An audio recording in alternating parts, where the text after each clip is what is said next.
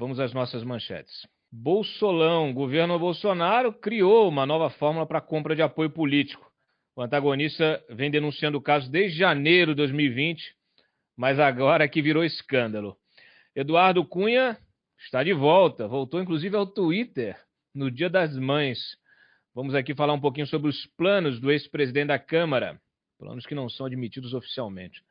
Augusto Aras rejeitou a notícia crime contra o Bolsonaro pelos micheques.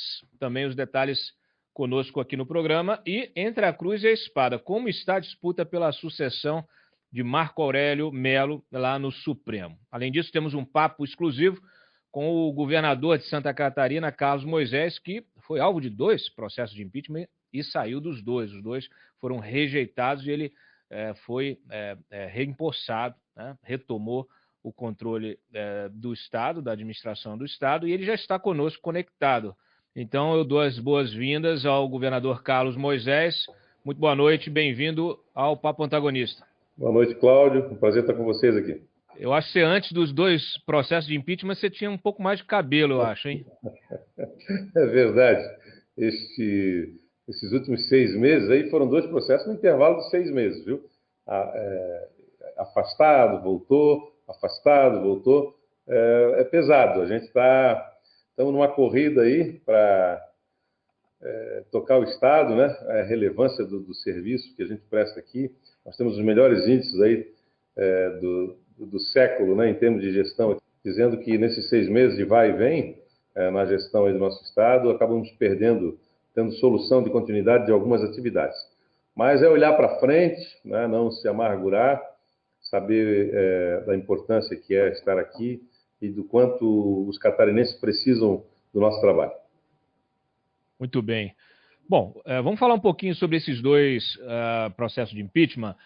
O senhor estava sendo acusado, estavam acusando o senhor de envolvimento na compra de respiradores, né? 33 milhões de reais o contrato, respiradores que nunca foram entregues. Este negócio efetivamente aconteceu, foi investigado, o caso subiu para a PGR entendeu que o senhor não teve participação, não havia nenhum indício, pelo menos, de participação sua neste caso, mas a investigação prossegue em relação a outros agentes públicos, ex-secretários, que o senhor exonerou, inclusive, na ocasião que surgiram as denúncias, e também empresários, né? Bom, poder explicar um pouquinho para o nosso espectador exatamente o que aconteceu, as providências que foram tomadas e como o senhor vê.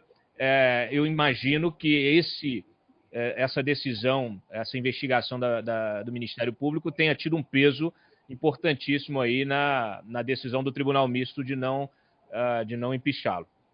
Verdade, Cláudio.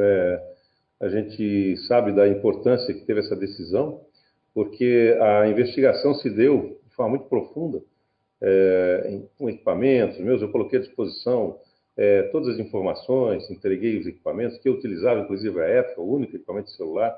E, apesar da CPI ter sido um movimento, a CPI que iniciou esse processo aqui na Assembleia Legislativa, ter sido um movimento midiático, um movimento absolutamente político, né, tirando conclusões precipitadas, equivocadas, as conclusões da CPI foram desfeitas pelas investigações da própria Polícia Federal. Ela concluiu que, de fato, eu acreditava em todo o time que trabalhou comigo, tinha convicção de que os meus secretários, eventualmente aquele que fosse apontado, provaria sua inocência. Conversas que nós já nem tínhamos mais no celular, elas foram resgatadas, me surpreendeu isso, e a Polícia Federal cabalmente entendeu que o governador tinha confiança no seu secretariado, pedia pela verdade, sempre pela verdade, e mais.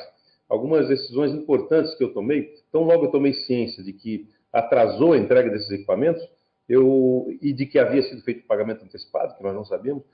No dia seguinte, eu acionei a Polícia Civil, acionei, através da Procuradoria-Geral do Estado e da Fazenda, uma ação judicial para recuperar os valores, então conseguimos recuperar quase 14 milhões. Eu provoquei a criação de grupos que integravam o Ministério Público do Tribunal de Contas também, o Ministério Público de Santa Catarina, integrantes técnicos do Tribunal de Contas, para que eles acompanhassem as negociações de todo o setor de compras. Então, a polícia percebeu, de fato, o meu empenho em estar atento, né? Infelizmente, houve um erro grave, nós pretendemos recuperar esses valores, inclusive estamos trabalhando muito para isso. O fato é que não se pode crer que um governo, né, um governador sozinho tenha controle de todos. A saúde compra R$1 bilhão por ano, 800 milhões, então são muitas compras, e essa decisão é uma decisão que a gente entende que precisa, de fato, agora ser investigada. O processo baixando facilita, então, para que a gente tenha os responsáveis, de fato, por essa situação, mas nós estamos trabalhando para recuperar o restante desses valores. Agora, eu li o processo, governador, e eu vi que foi feito o pagamento para uma empresa que intermediou o negócio, e a empresa na China, fornecedora, que também tinha o seu representante, ela disse que ela nem chegou a validar a proposta, porque a proposta o aceite pelo parte do governo aconteceu fora do prazo.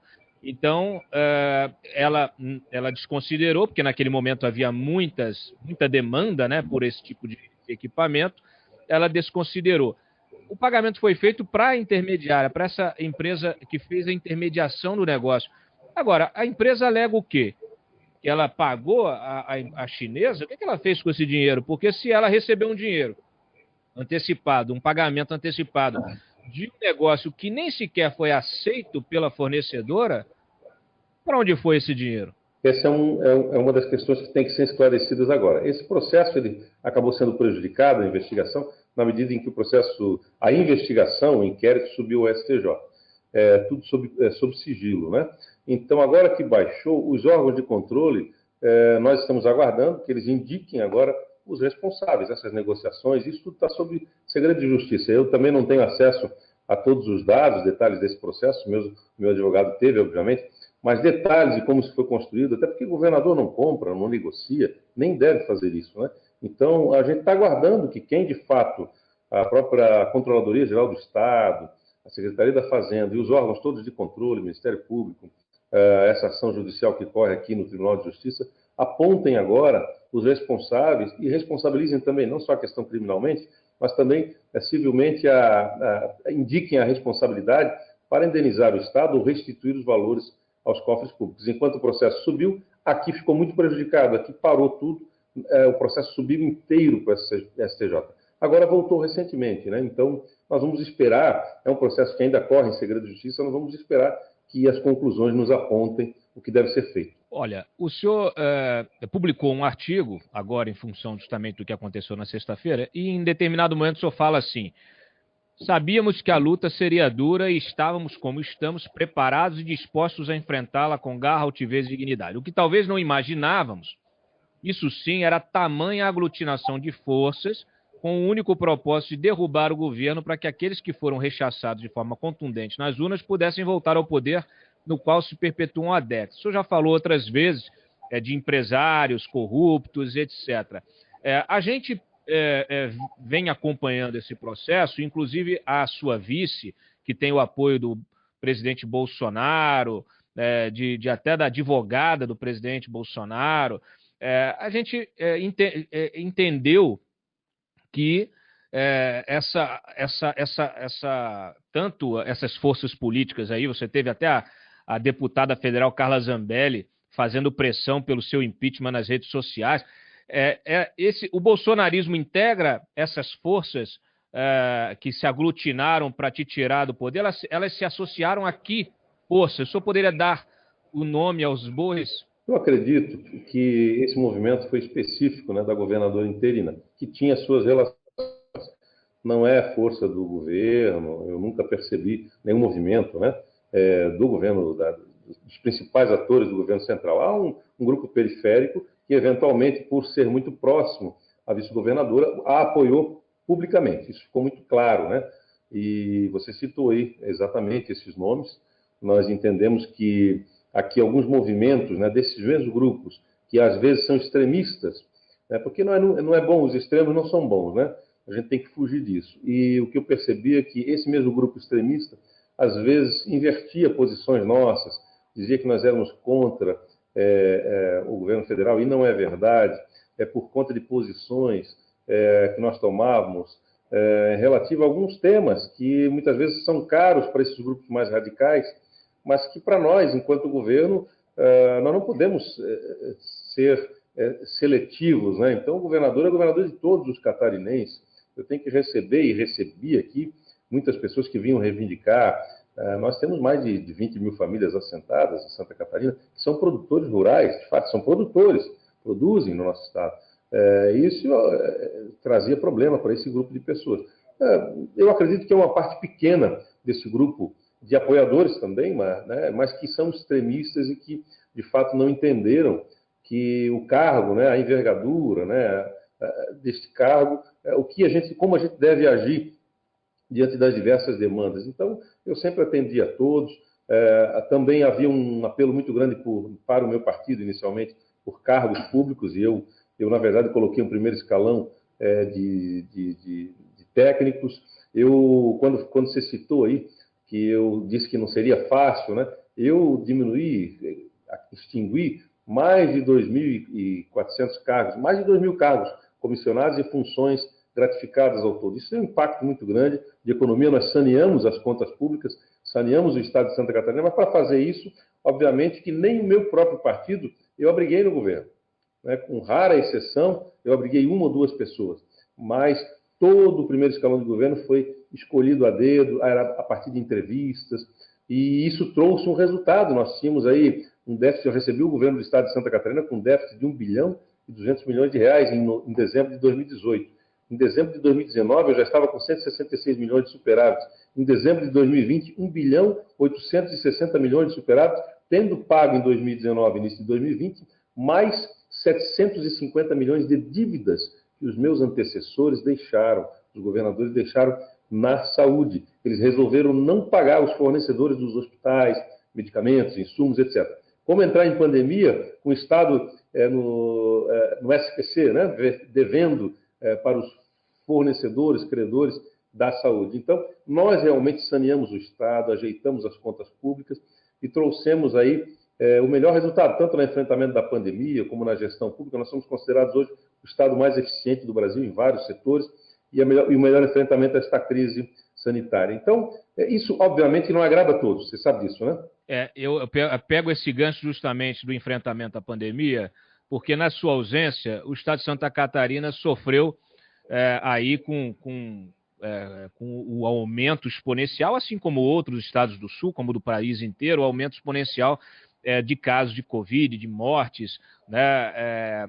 Nós, antes disso, no ano passado, vimos acontecer alguns episódios que talvez tenham influenciado aí nessa aglutinação de forças aí pelo seu impeachment, que foi a decretação de quarentena, fechamento do comércio. Teve aquele episódio envolvendo a loja da Havan, né, do Luciano Hang, que é um apoiador do presidente. O pessoal não gostou muito da forma como o senhor enfrentou a pandemia, seguindo os protocolos científicos. O pessoal está mais interessado em apoiar os negacionistas. Esse é o contexto, pode-se dizer, de toda essa pressão pelo seu impeachment? Eu acredito que essa decisão que governadores e prefeitos tiveram que tomar, ela facilita, né? Ela ajuda nesse momento de instabilidade. Mas, na verdade, o que iniciou o nosso afastamento e as denúncias do processo de impeachment não foram o ambiente um pouquinho favorável, mas os motivos foram outros. Foram sem justa causa, né? Um aumento dos procuradores, depois esta compra desastrosa aí também.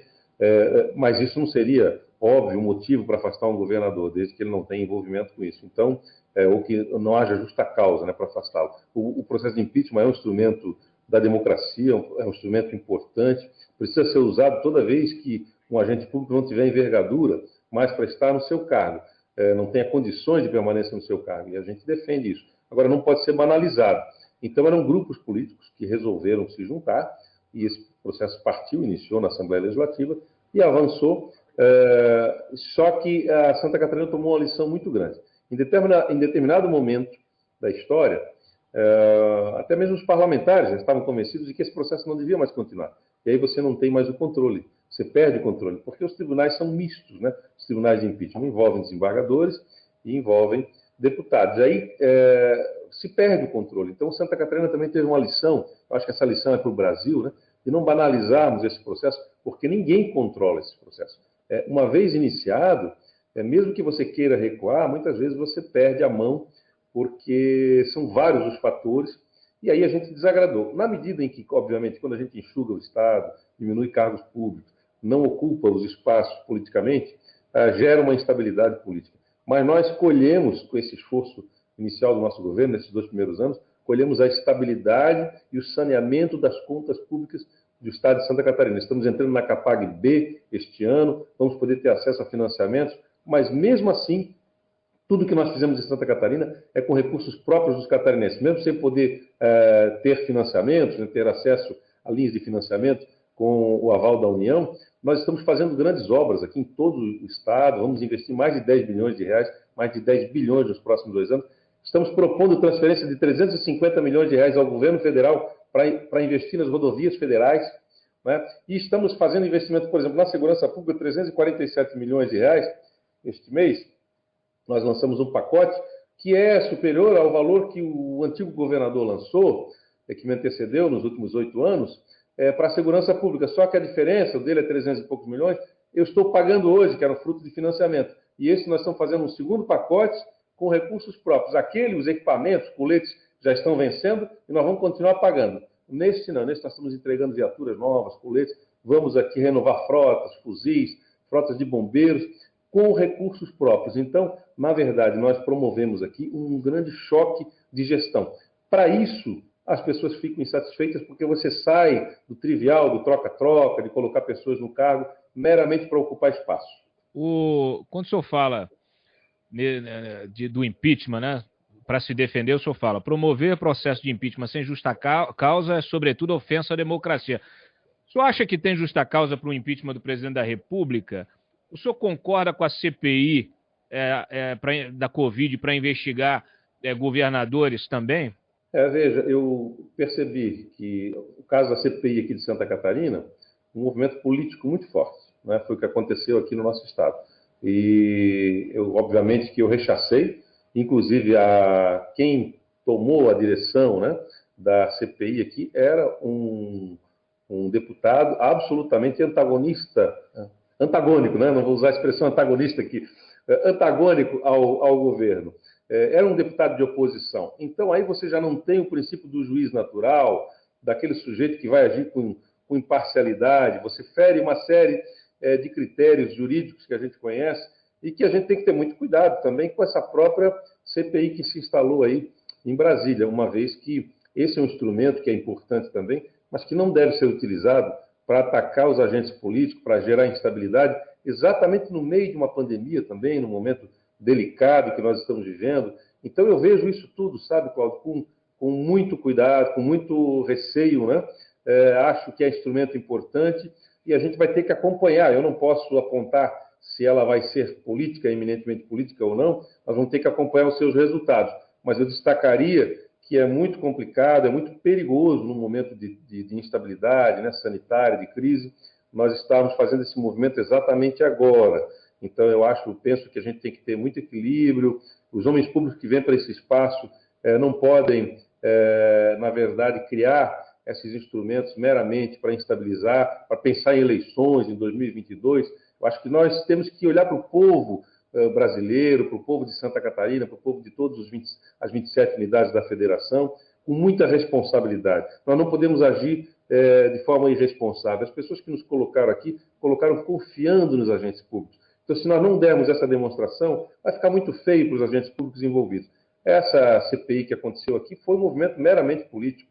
Meramente político. E eu não espero isso da CPI no Congresso, né? Espero que se haja com responsabilidade. Bom, a CPI está aberta, né? Ela tem como foco principal o governo federal, a forma de enfrentamento.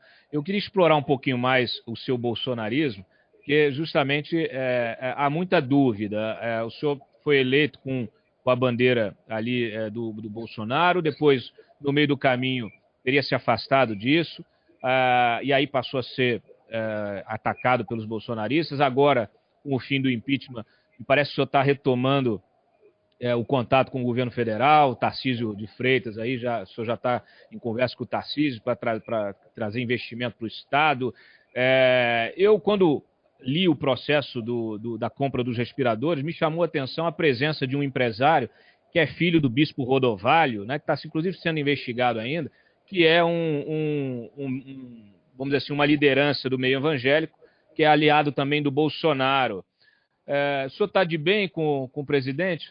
Então, existem as lendas, né?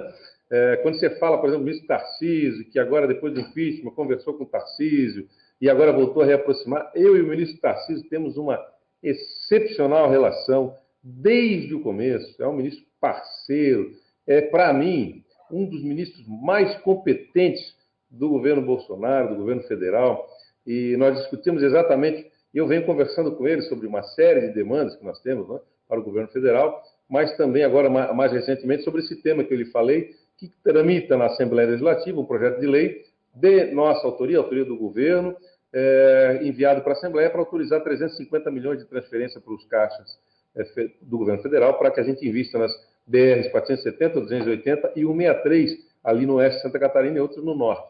Então, conversava com o ministro a respeito exatamente do orçamento da pasta dele, e ele me coloca que tem pouco mais de 5 bilhões no orçamento, e quando ele chefiava o DENIT nacional, só para manutenção ele tinha 6 milhões. Então, o ministro colocou essa dificuldade, a gente é solidário, entende que realmente para a infraestrutura a gente precisa melhorar o orçamento federal, e por isso a gente entende que houve um pouquinho um recuo no investimento nas obras de Santa Catarina. A bancada federal, todo o Fórum Parlamentar Catarinense, senadores, deputados federais estão ajudando nisso também, e a gente conta com esse apoio, e a gente precisa convencer dessa mudança, né? Houve uma restrição orçamentária, e a gente tem esperança de que o governo retome os investimentos, porque é preciso, de fato, a gente continuar investindo nas rodovias federais. O estado de Santa Catarina cresce 4 vezes acima da média brasileira, nós estamos instalando empresas aqui, há muita demanda pelo nosso estado, nós temos uma logística muito importante, nós temos muitos portos importantes, os portos importantes brasileiros estão também aqui em Santa Catarina, estamos investindo em aviação regional, enfim, o estado cresce muito, nós estamos a pleno emprego, nós temos aí 5,3% de taxa de desocupação e desemprego, que é muito diferente da média nacional, e é um estado diferenciado, de fato. Então, o relacionamento com o ministro Tarcísio sempre foi muito bom, assim como com todos os outros ministros. O ministro da Educação deve nos visitar agora, quinta e sexta-feira aqui, o ministro do Turismo deve vir também, a ministra Damares, sempre recebi aqui, tanto a parte do relacionamento também com o Ministério da Saúde, sempre foi muito parceiro. Então, eu digo que o relacionamento com o governo federal, ele se consolida na figura de um governador, exatamente na atenção que os ministérios dão ao nosso Estado. Não é pessoal, né? É impessoal, nós estamos em cargos públicos aqui. E nunca houve um afastamento nosso. Nós nos elegemos sob as mesmas bandeiras, especialmente a bandeira contra a corrupção, que foi o que a gente se elegeu, né? Tanto o presidente Bolsonaro, quanto aqui o governo de Santa Catarina. E outros governadores também, obviamente. E a gente não se afastou disso. O que nós fizemos na gestão pública, cortando contratos importantes, que, claro, deixaram muitas pessoas insatisfeitas. Vocês acompanham aí, nós temos contratos investigados pela Polícia Federal, que nós substituímos aqui, e vão gerar economia de 400 milhões de reais por ano. E são contratos que interessavam a pequenos grupos, mas que não interessam, não estão de acordo com o interesse público. Então, isso tudo gera, de fato, muito barulho. Bom, o senhor não me respondeu se está tudo bem com o presidente, na sua relação com o presidente, mas está tudo Está bem, a relação é boa. Eu vou discordar, eu concordo que o Bolsonaro foi eleito com a bandeira de combate à corrupção, mas discordo de que ele ainda esteja dedicado a esse tema. E eu tenho motivo de sobra. Mas eu não vou mais tomar seu tempo, queria só aproveitar e encerrar com a pergunta aqui. Olha, Rancho Queimado, que é um município aí de Santa Catarina, virou meme nas redes sociais, virou assunto de CPI, da CPI da Covid. Os bolsonaristas usaram o Rancho Queimado como exemplo aí, do uso do kit Covid, do tratamento precoce. O senhor já esteve lá? O senhor apoia o tratamento precoce, que não existe como tratamento efetivo? Eu conheço o Rancho Queimado, conheço a gente boa que mora naquele município. É um município que tem uma extensão, muita gente trabalhando também no serviço rural, né?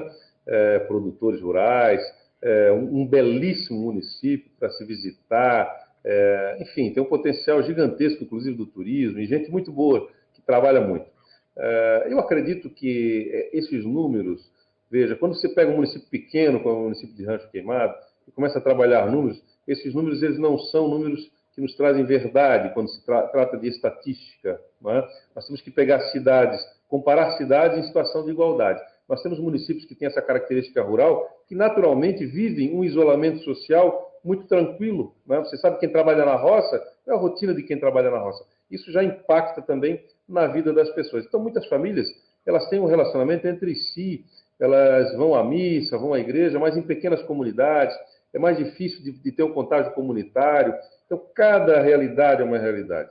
Então, eu particularmente entendo, né, eu sei que fizeram essas brincadeiras todas, acho que a intenção de quem promoveu tratamento lá foi a intenção de salvar vidas, de salvar pessoas, eu respeito, mas eu entendo que a gente não proibindo, né, eventual tratamento precoce, a gente tem que acreditar também na ciência, tem que buscar vacina, tem que buscar acelerar a vacinação do nosso povo, da nossa gente, porque a gente sabe que o fim da pandemia não é nenhum tratamento. O fim da pandemia é a vacina. Nós acreditamos na ciência. Eu tenho notícia de países aí de primeiro mundo que já vacinaram em grande escala e que as pessoas estão indo a shows, estão se aproximando, sem máscara, sem nada. Por quê? Apresenta o documento de que já foi vacinado, consegue entrar numa casa de shows, consegue... Então a vida voltou ao normal, né? Reunião de público, missas, cultos, enfim. Isso tudo a gente tem que destacar que vão chegar com tranquilidade na medida em que a nossa gente for vacinada. É nesse sentido que os estados trabalham com a logística da vacinação. É o nosso papel, né? E eu defendo que a compra seja concentrada no governo federal, para que não haja problemas como houve com os respiradores em outros estados e aqui em Santa Catarina também. Que as pessoas venham ofertar, venham lesar os prefeitos, venham lesar os governadores, ofertando aquilo que não tem para dar, né, pedindo pagamento antecipado, pedindo valores exorbitantes, isso vai gerar um tensionamento dos preços. Então, eu acredito que a gente tem que estar realmente apoiando o governo central. Obrigado pela tua participação aqui no Papo Antagonista, governador Carlos Moisés. O programa permanece aberto para futuras colaborações. Uma boa noite. Obrigado, boa noite. Gostaria muito de estar com você em outras ocasiões. Um abraço, Cláudio, a todos que nos acompanham aí. Sucesso. Bom, é isso aí.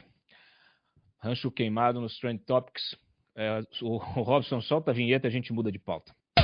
Aconteceu, você fica sabendo aqui. Papo Antagonista. Muito bem. Bom, o Estadão veio ontem com uma reportagem falando de orçamento secreto, né, do Bolsonaro.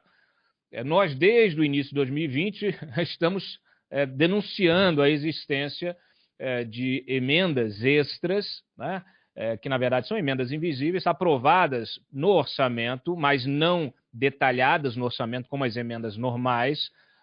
Eles simplesmente colocam como emenda do relator, né, colocam ali um pacotão, e esse dinheiro depois é distribuído nos ministérios e sai dos ministérios carimbado para alguns parlamentares escolhidos, né, aqueles parlamentares que negociam apoio ao governo, as pautas no Congresso, às vezes em eleição, como aconteceu na eleição municipal de 2020. Eu até publiquei uma das minhas reportagens aqui, eu publiquei, o Diego, o César Feitosa, que não está mais conosco aqui, mas ele trouxe essa informação, a gente publicou todos os detalhes dessa história, quer dizer, eles usam esse dinheiro para comprar apoio político, seja para eleição, como aconteceu com os 630 milhões que eu publiquei, seja para a eleição interna da Câmara dos Deputados, né? Eleição do Arthur Lira, eleição do Rodrigo Pacheco.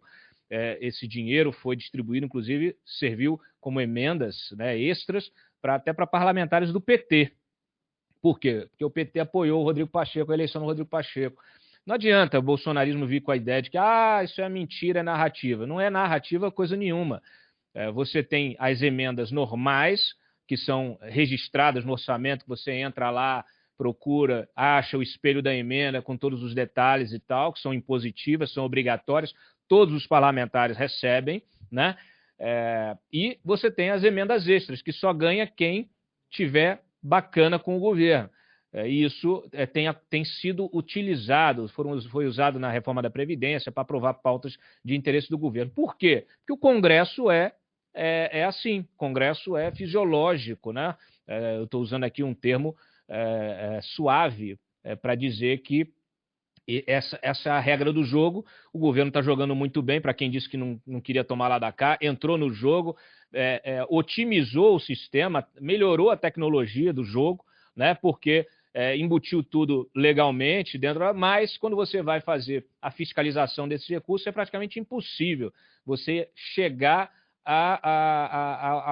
ali a execução final ou você verificar se os órgãos de controle conseguem fazer essa fiscalização, porque isso é feito de uma forma indireta através justamente dos ministérios. Então, o Estadão trouxe, fez o rastreamento, mostrou que tem muito dinheiro sendo usado para compra de trator, a gente já tinha dado para pavimentação asfáltica, que são aquelas obras eleitoreiras, né? Aquelas obras que são muito utilizadas, especialmente em época de campanha.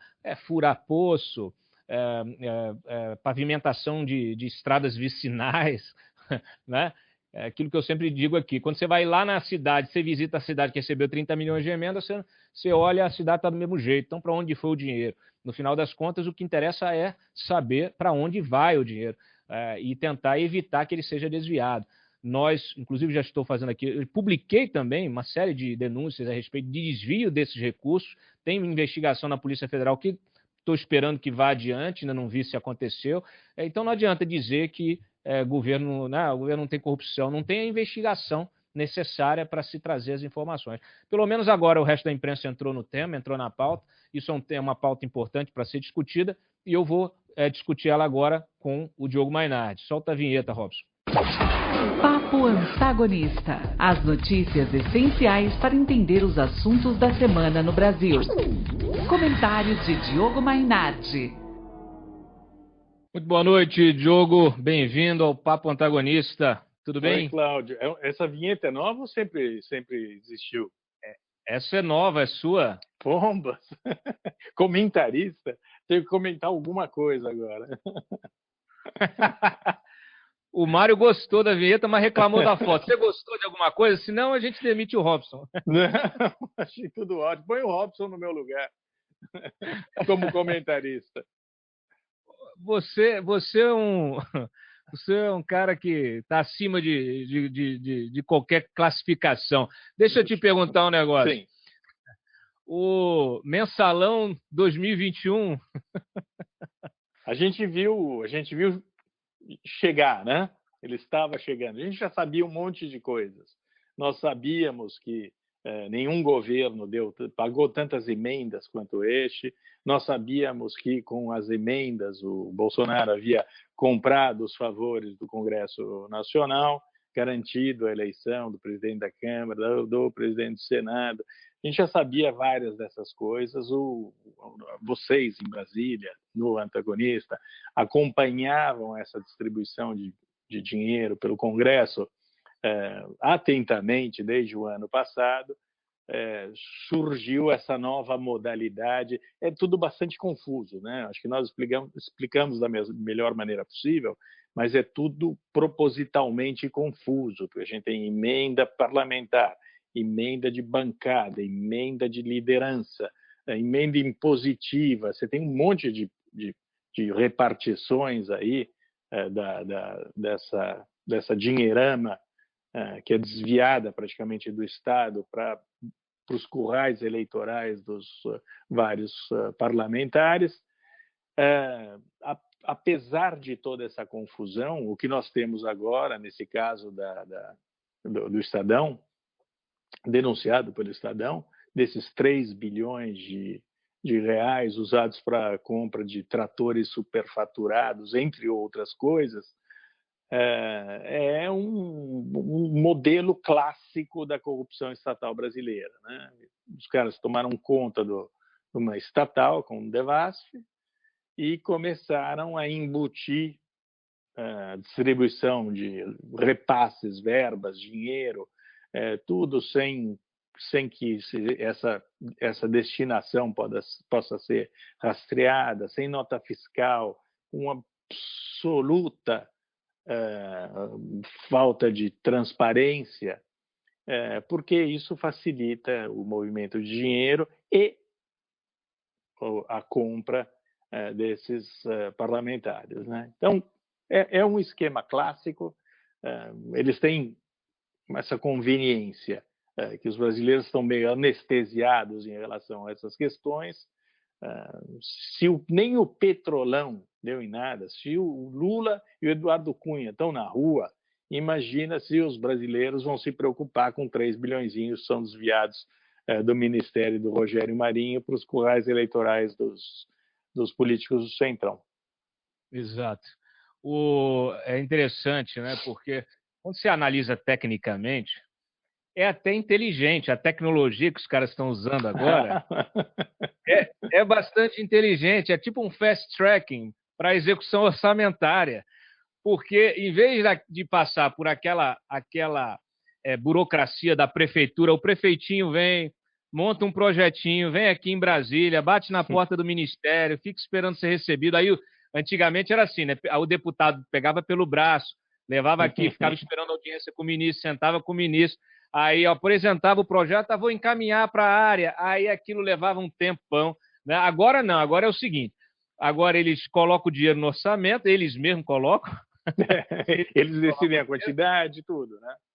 Manda, aí fala assim, vira para o ministério e fala assim, ó, libera para mim 20 lá no município e tal, e manda para a Codevasf, porque a Codevasf, ou o Denox, ou a Sudene, Sudex, são aquelas siglas e nomes que estão no imaginário político brasileiro desde a década de 80, né? Então, assim, aí você manda para lá, para a Codevasf, e ela mesma executa no município. Ela vai lá e compra trator, contrata as empresas para fazer pavimentação, para fazer praça, para perfurar o solo. Atribui essa obra ao político, né? Atribui, obviamente. Executa a obra. Ele vai lá, o político vai lá, inaugura a obra. Quer dizer, isso em condições normais. Seria lindo num país honesto. Agora, o problema é que esse dinheiro nunca chega na ponta, né? Esse é o problema. Sem contar as questões geográficas que são interessantes também, né? Que o Amapá, do Davi Alcolumbre, tenha sido incluído na Companhia do Vale do Rio São Francisco. Esse daí é uma... Eu perguntei... Forçaram um pouquinho a barra, né? Forçaram um pouquinho, entortaram o rio. Você vê que tem emenda, essa emenda extra, né? Chamando de emenda invisível, enfim. Ela tem até a Bia Kicis, que é aqui do Distrito Federal, mandando dinheiro para a Codevasf, né? E eles fizeram ampliar a Codevasf de um jeito que agora eles tinham que pelo menos mudar o nome da Codevasf.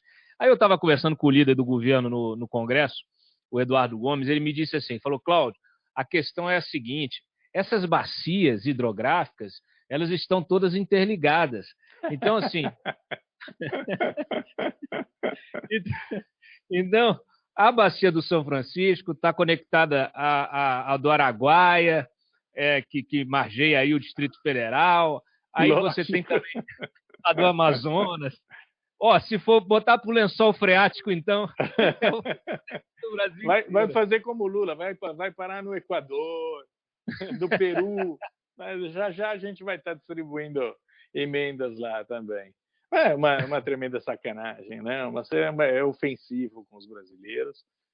E essa tentativa de esconder a destinação dos recursos é uma malandragem. Você disse que é inteligente, é mesmo, é porque levou tempo para ser descoberta, né? Mas ao mesmo tempo é tão brucutu, é tão troglodita, e eles esfregam na nossa cara de maneira tão evidente, ao mesmo tempo que eles escondem, eles emporcalham o país inteiro, e o país se vê emporcalhado, e a reação, sei lá qual vai ser a reação, vai ser a mesma de sempre, quer dizer, nenhuma, porque o Congresso não vai se mexer, evidentemente, porque todos são beneficiários desse dinheiro. Eu acho mais importante o destino da nação que está sendo decidido na CPI da Covid do que qualquer outra coisa, que vai ter uma semana importante. Estão me perguntando, estão me questionando, eu estou perguntando se o Guedes tem alguma coisa a ver com essa história, porque pega justamente o Rogério Marinho, né? E o Guedes estava sendo chamado para a CPI. Então, a gente viu. Porque a história, como você mencionou, e a gente fez questão de lembrar ontem ainda, né? Essa história a gente está trazendo desde o início do ano passado e nunca virou nunca foi lida, né, pelo resto da imprensa como um grande escândalo. Agora virou um grande escândalo. Já era um grande escândalo, né? Já era. Não, e quanto ao Guedes, ele pode ter uma rivalidade ferrenha, né, com o Rogério Marinho, mas como eu venho dizendo no nosso site, ele virou o tesoureiro da campanha do Bolsonaro. Ele topa qualquer coisa, o Paulo Guedes, topa qualquer coisa para reeleger o Bolsonaro. E a gente vai ver nesses 2 anos aí que faltam para as eleições, qualquer tipo de estripulia ele não só vai permitir, ele vai incentivar. Então, não há o que dizer. Você sabe que essa história, essa apuração, ela surgiu justamente em função daquele primeiro embate que teve no final de 2019 com essa história dessa emenda do relator, que aí os caras queriam colocar a mão em 30 bi, enfim. Teve uma conversa, mas era uma coisa que estava sendo negociada com o próprio Guedes. E aí foi justamente numa conversa ali com ele, com essa turma que estava fazendo o orçamento, que eu me dei conta, falei, pô, mas o que é isso aí? Ah, não, porque a gente está mudando a forma de fazer a distribuição, a descentralização da execução orçamentária. Aí eu pedi para o César, que era o nosso repórter aqui, fazer um pedido via live, e eles mandaram a planilha. A partir daí a gente começou a fazer uma série de reportagens mostrando justamente que era um negócio, não é que seja um orçamento paralelo, mas é um orçamento que ele não está no orçamento da forma que deveria. As emendas impositivas, individuais e de bancada, se você entrar no orçamento lá na LDO, que está no Congresso, você tem lá o acesso ao espelho da emenda, que tem o autor, o dinheiro, para onde vai, em que vai ser utilizado. E nesse caso, o que você tem é um dinheiro que vai para o Ministério, depois o sujeito lá, o parlamentar escolhido, né, o privilegiado, ele vai, manda um ofício, manda um e-mail, e isso é liberado, como a gente acabou de mencionar, lá para... E agora muito difícil o controle do TCU e do CGU, e da CGU, né? Não, e agora esse orçamento paralelo foi oficializado, né? Porque eles tiraram esse naco de dinheiro das emendas do orçamento em si e inventaram uma norma para estourar o teto sem estourar o teto, uma pedalada sem pedalada, essa também, uma pedalada secreta também, e a verba das emendas virá por outros meios e será abastecida sempre pelo contribuinte para bancar os benefícios eleitorais para o Bolsonaro, para os bolsonaristas e também para a oposição. Eu aproveito para te perguntar mais uma coisa. Você mencionou Eduardo Cunha, né? Eduardo Cunha está livre, está de volta. Ontem a gente até mostrou que ele está querendo fazer várias articulações. Depois ele foi para o Twitter desmentir porque ficou com medo de ser preso. Porque ele não pode fazer política, né? Está com os direitos políticos caçados. Então foi lá, desmentiu, tudo bem, pode desmentir, não tem problema não. Aqui eu reafirmo a minha apuração. Mas ele está chegando atrasado, porque o Lula já teve na semana passada aqui, já pegou o MDB da Câmara, já tem o Renan, o MDB do Senado, já fechou com o Sarney. A coisa está se complicando, né? A gente tem duas questões que eu gostaria que você comentasse. Uma, justamente, o impacto disso para uma eleição, né, para a campanha, porque aí o Bolsonaro perde palanque no Nordeste, perde muito acesso à capilaridade que o MDB tem, né, e acaba que isso vai para o Lula, vira spoiler para o Lula já na campanha, e a volta dessas figuras, né, para a política. Infelizmente, estamos de volta ao passado, né? Chega a dar um arrepio, dá uma dorzinha no estômago, né? Sobre 2022 eu não tenho a menor ideia do que vai acontecer. Eu torço pro Bolsonaro não derreter inteiramente, porque daí o Lula pode ficar com medo e pode pular fora dessa eleição. Eu acho que a melhor esperança que nós temos é essa, que ele arregue e abra espaço para uma solução mais palatável do que ele, porque o Lula é invotável, então, assim como o Bolsonaro. Então a gente fica numa situação terrível de ter que anular o voto, sei lá, tacar fogo na urna. Alguma coisa a gente vai ter que fazer.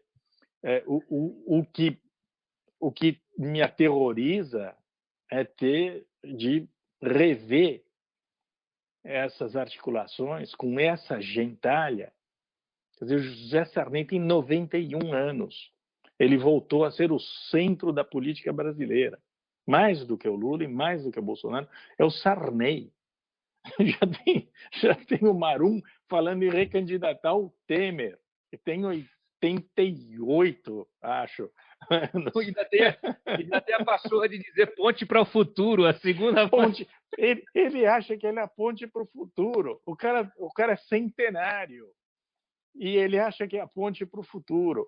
A gente vê isso daí.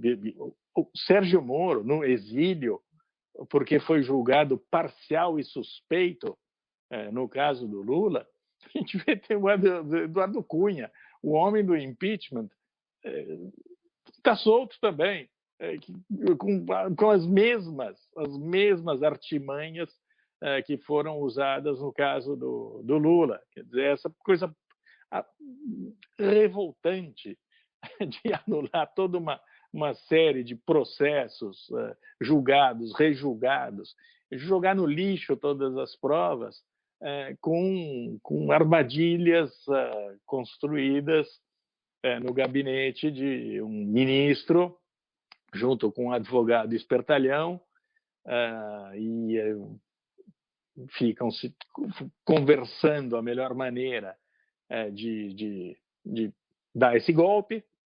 É um golpe. Os brasileiros sabem que é um golpe. Vomitam na cara desses caras. E não há o que fazer, né? Porque eles estão no poder, eles mandam.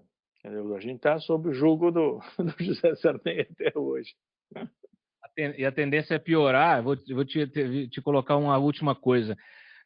Primeiro mencionar, você falou de tacar fogo na urna, com o voto impresso que eles querem, pode ser uma... pelo menos alguma coisa vai pegar fogo. Talvez o voto impresso valha para isso. Sim, anular o voto, pô. Você manda bala. Você fala, olha, a gente está vendo essa vingança, né? Essa organização aí, o sistema se vingando da Lava Jato, se vingando de quem ousou questionar, investigar, prender os donos do poder. E agora a gente está numa sinuca de bico, porque você tem os dois preferidos do Bolsonaro para o lugar do Marco Aurélio Mello são Humberto Martins e André Mendonça. Tem até a Michele Bolsonaro, defende o André, não sei o quê, mas o Humberto Martins tem apoio do Gilmar, tem apoio dessa turma aí, tem apoio do Congresso. Tá difícil, né? Vai ser mais uma escolha desastrada, mais um terror, mais um retrocesso. É gente que construiu essa pequena parte da carreira prometendo mandar para a cadeia o pessoal da Lava Jato, né? Os procuradores, o Moro. Eles estão com um desejo de vingança brutal, porque foram atingidos pessoalmente, no caso do Humberto Martins, ele pessoalmente, o filho dele. É necessário, ele tem a necessidade de abafar todas as investigações, e o plano, obviamente, como nós sempre dissemos, não é só liquidar a Lava Jato, né? É liquidar qualquer tipo de operação anticorrupção de agora até o fim dos tempos. E isso se junta ao que a gente estava falando no começo, né? As emendas, porque esse grande acordo foi costurado quando, em meados de 2019, ele começou a ser pensado, até eclodir na saída do Moro, e desde então eles se sentem absolutamente livres para achacar o Bolsonaro. O Bolsonaro é achacado de bom grado, porque ele tem benefícios políticos graças a isso, e o país está se esfacelando com 400 mil mortos, que talvez sejam 600 mil mortos pela conta mais científica, digamos assim, que é aquela que elimina os casos, a subnotificação. Então, nós temos 600 mil mortos, é o país mais desastrado na epidemia do mundo, dos grandes países, é o pior de todos. E é isso aí. A gente tem o cara defendendo a cloroquina dia sim, dia não. E e estamos entregues. É o rancho queimado, gente. Não, e você, Cláudio, ainda fala, e vai piorar. Vai piorar, opa, pô. Aí o teu comentarista realmente não aparece aqui na segunda-feira que vem nem a pau. Se for piorar, é impossível que piore. Impossível. Pode continuar ruim igual. Piorar não dá. A gente está no mínimo. Acho que nunca houve um governo tão ofensivo para a população quanto este, tão danoso, tão sádico, e o máximo que pode ocorrer é a gente substituí-lo pelos velhos ladrões que estão esfregando as mãozinhas, porque eles já estão ganhando agora e vão continuar a ganhar no próximo governo, né? Eu toda manhã faço o meu clipping aqui e leio essas histórias de PSD, Kassab, DEM, todos eles falando, não, a gente pode lançar um candidato da terceira via, a gente pode apoiar o Lula, pode apoiar o Bolsonaro. Eles vão ganhar de qualquer maneira, eles não têm a menor necessidade de fazer uma escolha neste momento. Eles podem decidir antes das eleições, podem decidir depois das eleições, durante as eleições, eles não precisam, eles não são forçados a fazer absolutamente nada, porque eles vão aderir da maneira que sempre aderiram a todos os governos e vão arrancar o quinhão deles lá na frente. É isso aí. Diogo, obrigado. Que grande... Começamos bem essa semana, né? Grande felicidade, grande... Poxa! Obrigado pela injeção de ânimo. Olha, os nossos espectadores devem estar radiantes neste momento. Eu quero ver o teu amigo Weingarten na CPI da Covid na quarta-feira. Esse vai ser divertido. Eu estou curioso para ele explicar a intermediação dos negócios lá da vacina. Da Pfizer, esse vai ser interessante. E eu confio no talento do Weingarten para ele se enrolar muito. Já foi abandonado. Já foi abandonado. Tentou falar com os ministros aí, o pessoal não gostou, tá todo mundo fugindo dele. De repente ele faz uma delação na CPI. Não me parece ser a pessoa mais corajosa que surgiu em Brasília nas últimas décadas. Não me parece. Mas vai saber. Se ele for ameaçado com cana, talvez sim. Talvez ele faça alguma coisa. Só que não existe mais cana no Brasil, então é improvável que isso ocorra. Bom, semana promete aí. Semana promete. Obrigado, uma boa noite. Obrigado a você, Cláudio. Abraço. Obrigado. Tchau. Papo Antagonista. Reportagens exclusivas, bastidores do poder e análise com quem faz notícia. Muito bem. Bom, nós estamos com alguns probleminhas de conexão hoje, mas eu conto com a paciência de vocês e vamos seguindo adiante. Como é que está aí o nosso chat, o Rodrigo Freitas? Faltam 300 likes. E qual é a meta? Só 2.500. Nós temos mais de 4.000 pessoas assistindo. Não seja tímido. Pode cobrar. Eu quero 3.000 likes. Pessoal, eu quero 3.000 likes aí até o fim do programa, tá? Nós estamos batendo 2.500, mas é pouco. É muito pouco. Eu sei que o YouTube tá sabotando os likes. Mas vamos quebrar, então, a sabotagem. Vamos marcar o dedão aí, compartilhar o nosso conteúdo, porque vocês sabem que esse jornalismo aqui é um jornalismo independente, sem rabo preso, financiado por vocês. Quem não é assinante ainda, quiser financiar esse jornalismo, mira a tua câmera aí, nesse QR Code que está aparecendo embaixo da sua tela. Você vai direto para o formulário e aproveita a promoção do combo Cruzoé, mais Antagonista Mais, que é o nosso aplicativo sem anúncios. Você vê todas as notícias diretamente, sem pop-up, sem nenhuma encheção de saco, e também tem acesso a outros conteúdos, como os nossos podcasts da equipe. Olha, eu achei graça quando o governador de Santa Catarina falou de combate à corrupção, nós fomos eleitos, eu e o Bolsonaro e tal. O Bolsonaro, a gente sabe, né? Não vou explicar aqui de novo, mas o Bolsonaro vem numa cruzada contra o combate à corrupção, que é mais de tudo, além de tudo que vocês já sabem, além dessas denúncias todas que a gente está trazendo, além dessa história agora do Bolsolão, o Bolsonaro cortou a verba que seria destinada pelo COAF à modernização de seu principal instrumento de identificação de crimes como corrupção e lavagem de dinheiro. O Conselho havia planejado usar quase 7 milhões, não é nada, 7 milhões de reais.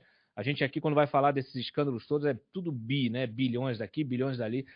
7 milhões, não tem 7 milhões, não tem dinheiro para censo, né? Não tem dinheiro, não tem 7 milhões de reais para a atualização do SIS-COAF, que é o Sistema de Controle de Atividades Financeiras. A plataforma é usada para receber informações suspeitas do sistema financeiro, analisar dados e produzir relatórios de inteligência para órgãos como Polícia Federal, Receita Federal e Ministério Público. Justamente esses relatórios que levaram à abertura da investigação contra o Flávio Bolsonaro, Fabrício Queiroz, pela rachadinha. Vocês imaginem se o COAF estivesse funcionando, né, às mil maravilhas, com investimento, sabe, céu de brigadeiro, talvez até no Ministério do Moro, como o Moro queria, né?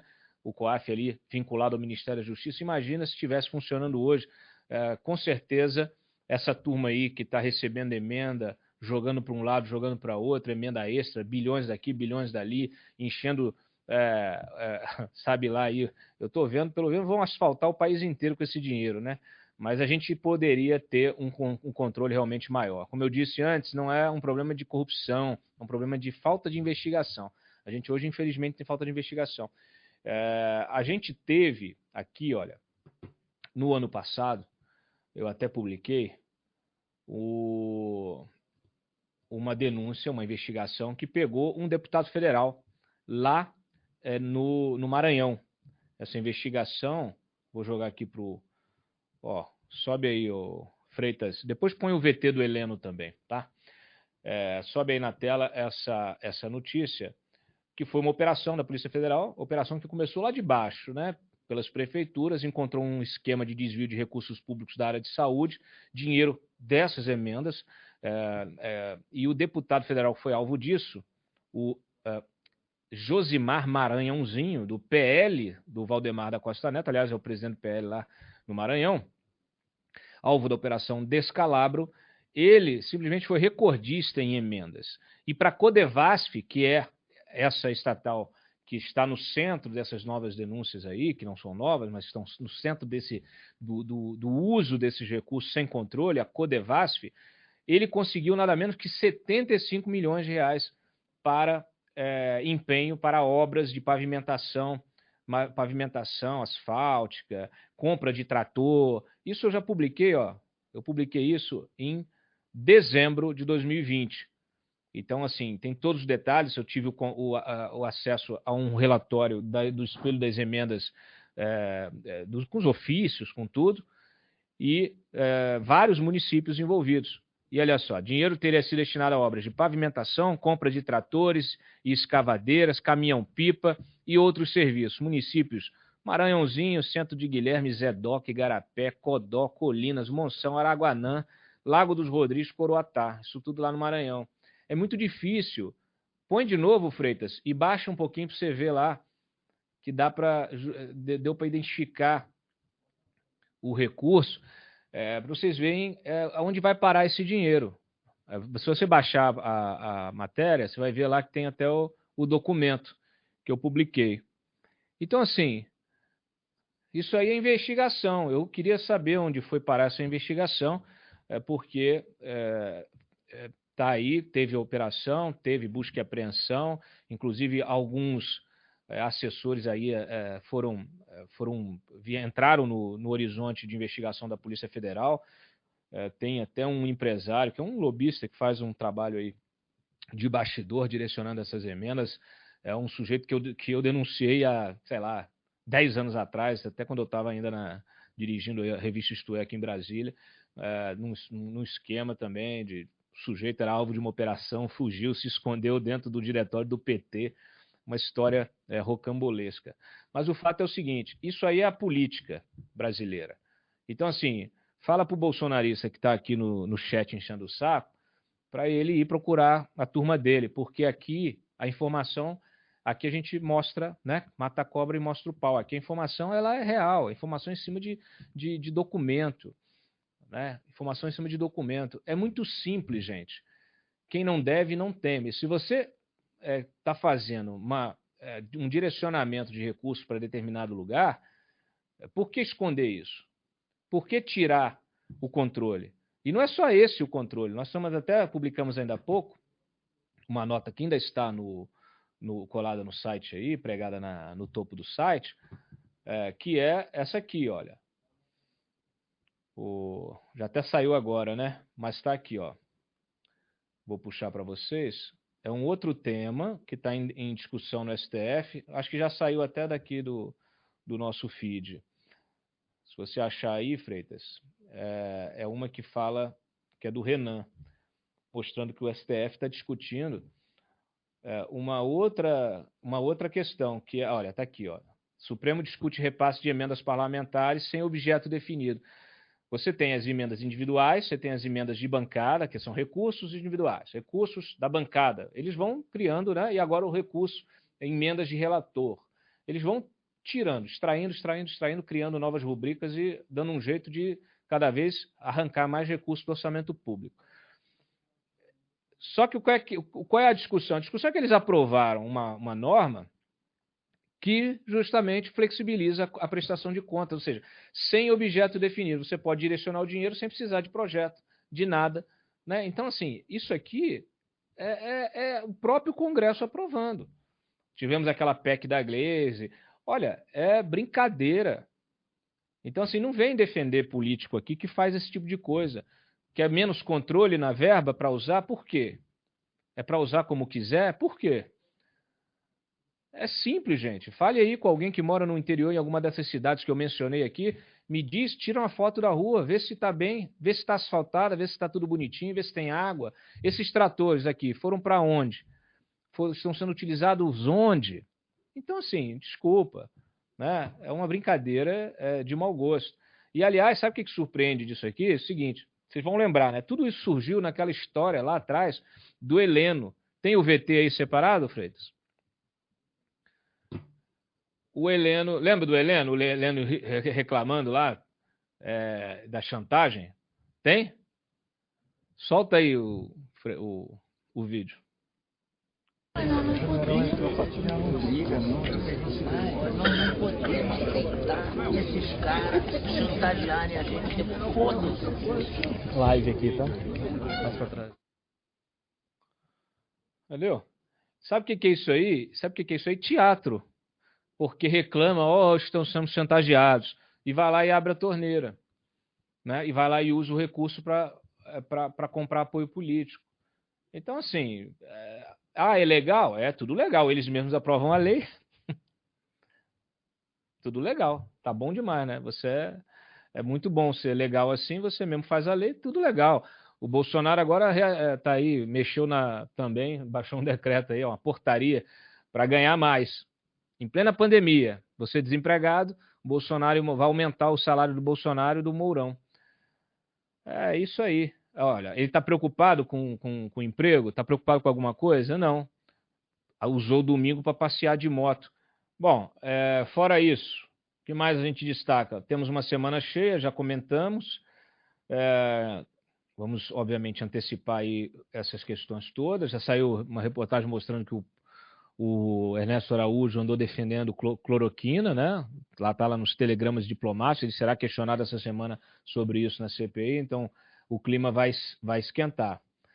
Eu prometia para vocês falar aqui da manifestação do Augusto Aras contra a notícia crime, né, que pedia a investigação do Jair Bolsonaro no caso dos cheques, né, os R$89 mil em cheques do Fabrício Queiroz, da mulher dele, na conta da primeira-dama, da Michele Bolsonaro. O PGR não viu indícios do cometimento de infrações penais pelo presidente. Então, ele pegou e mandou arquivar a notícia crime. Nós publicamos o documento, está disponível no site.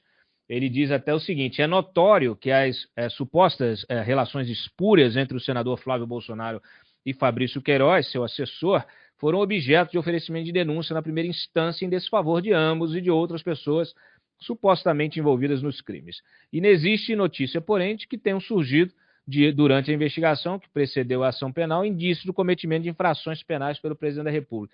Quer dizer, a revelação dos cheques é posterior à denúncia. Então, por isso o pedido, por isso a notícia-crime, por isso um pedido para, né, que pudesse ensejar uma investigação. Mas é claro que a gente está diante de um engavetador geral que está mirando o Supremo. Como eu disse, está na disputa ainda, não desistiu, está na disputa ali entre o André e o Humberto Martins, o Augusto Aras querendo ser a terceira via, né? O Brasil é assim, na eleição, terceira via na eleição, você olha para um lado, olha para o outro e pensa na terceira via, aí você fala assim, mas isso é terceira via?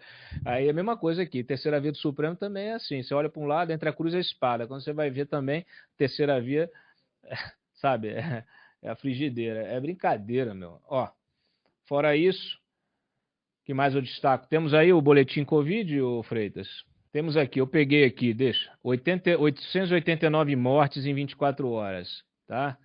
Isso aqui, obviamente, é o registro de segunda-feira, que sempre tem subnotificação no final de semana. Chegamos a 423.229 óbitos, tá? Fica o registro, como sempre. E eu gostaria também de ressaltar o seguinte, os técnicos do TCU sugeriram que os leitos militares sejam abertos para civis. E aí a consultoria do Senado deixou muito claro aquilo que parece óbvio para todos nós, mas não para o ministro da Defesa, Braga Neto, general Braga Neto, que na semana passada disse que o hospital militar não é hospital público. E aí a consultoria do Senado chegou à conclusão, por óbvio, né? Chegou à conclusão de que não, sim, os hospitais e demais unidades que prestam assistência médica hospitalar aos integrantes das Forças Armadas recebem recursos do orçamento da União. Utilizam estruturas físicas pertencentes à União, pessoal remunerado pelos cofres federais e realizam licitações conforme previsto na legislação pertinente, sendo inegável que tais unidades pertencem à administração pública, né? Mesmo que sejam parcialmente custeadas com recursos privados dos militares e seus dependentes, que são funcionários públicos. Então, assim, é uma vergonha o ministro Braga Neto tentar emplacar a tese de que o sistema de saúde militar não é público e, por isso, não seria obrigado a receber pacientes de Covid. Poderia, pelo menos, general, ser utilizado para receber os pacientes que não são de Covid, que muitas vezes vão à procura de um hospital e o hospital não recebe porque está lotado de pacientes de Covid. Então, esses hospitais militares poderiam estar recebendo essa demanda, né? Poderia estar atendendo essa demanda extra, justamente os pacientes que continuam sofrendo com seus problemas, com todos os outros problemas de saúde. Então, mas infelizmente não, aqui é tudo, e olha, cabeça de um general de exército, tá? Que deveria estar pensando na nação, deveria estar pensando no país, está pensando no seu próprio umbigo. Infelizmente, essa é a consciência de muitos que estão lá, e o que me surpreende, quer dizer, não me surpreende, mas o que infelizmente a gente constata é que essa é a consciência daqueles que ascendem, né? Que ascendem, porque o sistema favorece esse tipo de entendimento. Quer mais? Solta o VT do Eduardo Paz participando de roda de samba no Rio de Janeiro. Martinho de novo assim, ó. Toma, a gente é sua aí. Meu DJ, contratei o cara e ele não consegue. Teu samba do Martinho. Alguém tá aí.